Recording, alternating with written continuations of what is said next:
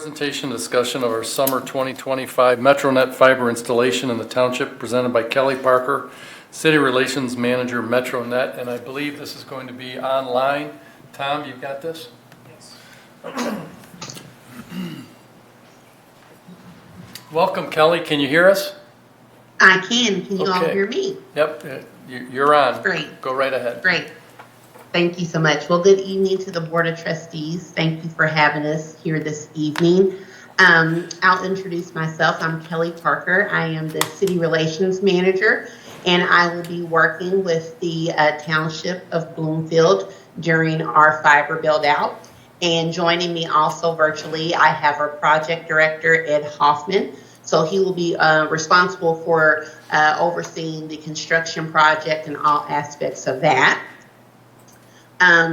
So we first wanted to just kind of point out a few things, just give you a little summary of the build that we have planned for Bloomfield, for the Bloomfield Township.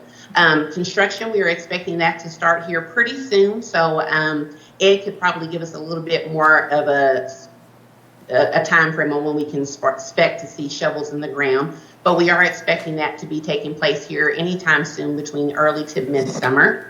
Project timeline, and this is going to be dependent on permit approvals, but we're thinking this is going to probably be around 5 to 8 months, so it's not going to be a very long construction period there. We are investing $14 million, and that is a private investment by Metronet, so that is not going to be anything that is going to be funded by the township. We're going to be making that investment into the community. Specific to Bloomfield Hills there, we have that area highlighted for you there. Now, Ed, you might want to set me straight here, but I believe the total 48 LCPs is for the overall project that we're doing, and that does incorporate some other areas outside of the township. Is that correct? Correct. Yep. Okay. So what you see here, we're going to actually be looking at, from what I can tell from the map, we're probably looking at maybe around 8 to 10 LCPs that are specific to the township, and then the residents within that area that you see there on the map. And then overall, we're looking at about 2 million feet of fiber that we're going to be installing for the project overall. Now, I wanted to highlight this because I think this is always one of the things that are of particular interest for city officials is how are we going to communicate with the residents in the township. So one of the things that we like to do is we like to get a pretty good jump start on how we're going to start getting communication out to the residents so that they're aware of what is going to happen and they can educate themselves on the construction process. So what we're going to start doing, and probably I would say around the time that we start submitting our permits, we're going to start sending out our first notifications, which is going to be a mailed letter. And so for those areas that we're going to start construction, they'll start to receive that letter probably around 30 to 45 days prior to construction beginning. We like to come back probably around 7 to 10 days prior to construction starting, and we'll send them a postcard, which you can see there in the upper right-hand corner. Again, the construction postcard is probably the one that's going to catch their attention a little bit more often than the letter. But again, it gives them information on what it's going to have. We've actually updated our correspondence, so there's also an accompanying QR code for them now that they can scan that, and it'll take them to a resource page that we have that can give them some FAQs and answers to some of the commonly asked questions concerning construction. Probably around 3 to 5 days before we start actually doing our construction and they start seeing us out there in their neighborhoods, we're going to start putting those nice little yard darts there. So if you've ever had your yard treated, and those little small signs that they usually put at the edge of your property around your mailbox, we'll start placing those out into the areas as well. Again, just another friendly reminder of what they can expect there. And then our last piece of communication would be the realtor-sized signs that you see down there in the bottom right that we'll put at the entrance and the exits of those neighborhoods. So we really like to try to overly communicate with our residents, again, just because one, we know that the more educated they are, one, they'll feel more comfortable about our presence, and then two, that'll also keep down the amount of calls that the city will receive. In that communication that we share with them, We do share with them our construction website, which is a dedicated website where they can put in their information. They can submit questions to us if they have concerns. They can communicate with us that way. And then we also have a dedicated toll-free number that residents can use as well, and also use for the purpose of, communication. They have a dog fence, they have sprinklers, a sprinkler system, irrigation system that they want us to be mindful of.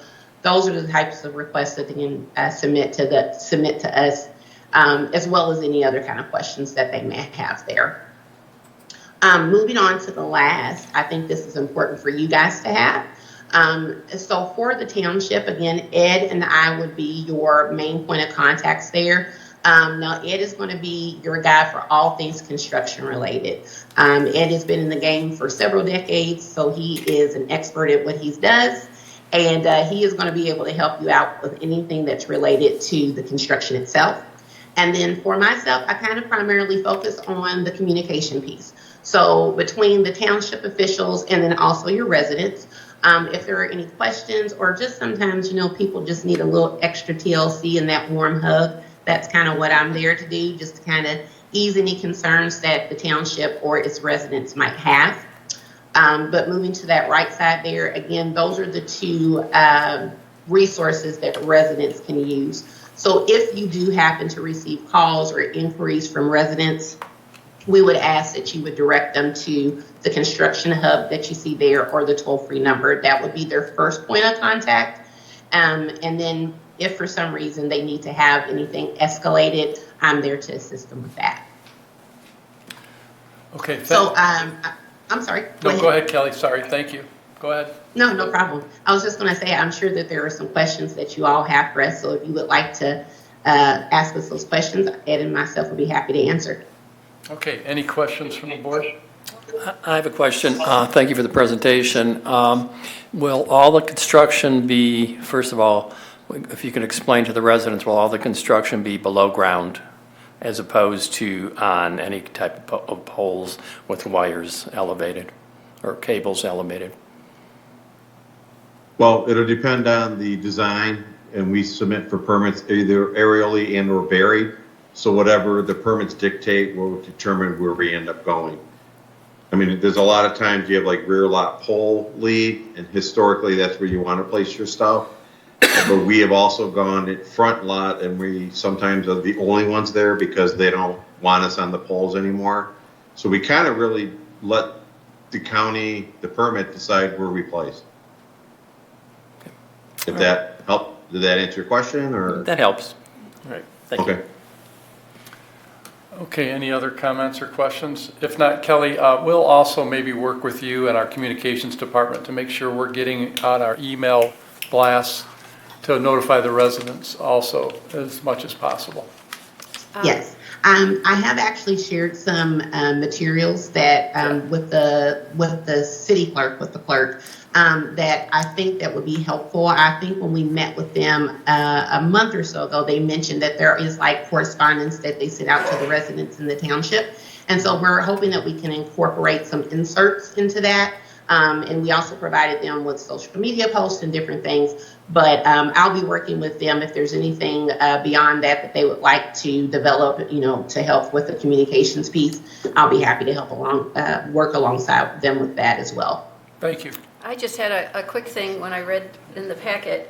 It's a good presentation, but in the resident information communication, the first thing was a letter to the residents, and it says that the letter will come out 3 to 45 days before, and I guess that you meant 30 to 45 days, and I believe tonight you said 30, but if you read the packet without any other information, it seems strange that it might be mailed as late as 3 to 45 days. So you have a little typo in there. I think you're just missing a zero. Yes, ma'am. And that was me. My apologies. No, Good catch, Phil. it makes a lot more sense at 30 to 45 days. Yes. Thank goodness you're back, Phil.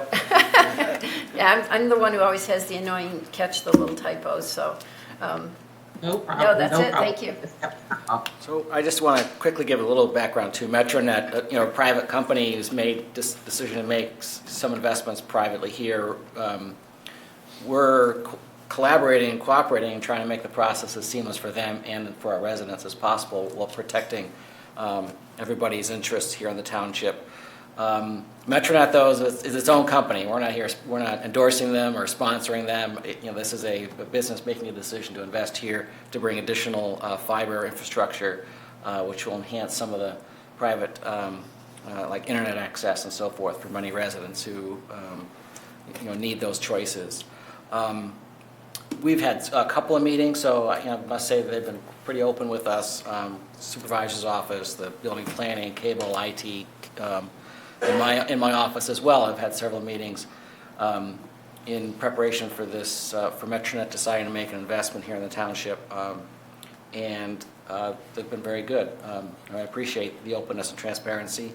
I can also mention that just last week we received our first right-of-way permit request here in the township from you all. So, of course, they come to my office, and I think Kelly, you're mentioning me with my staff member, Sean Mueller. As he indicated, you just mentioned, we do provide notice to people when a right-of-way permit has been granted, so that they're not surprised when work starts to happen in their right-of-way. So disruption permits usually get a letter, and we'll work with you all to make sure that people have the appropriate timely notice. So there you go. That's an exciting project, and I appreciate all your help and the investment here in the township to bring some greater business options for folks.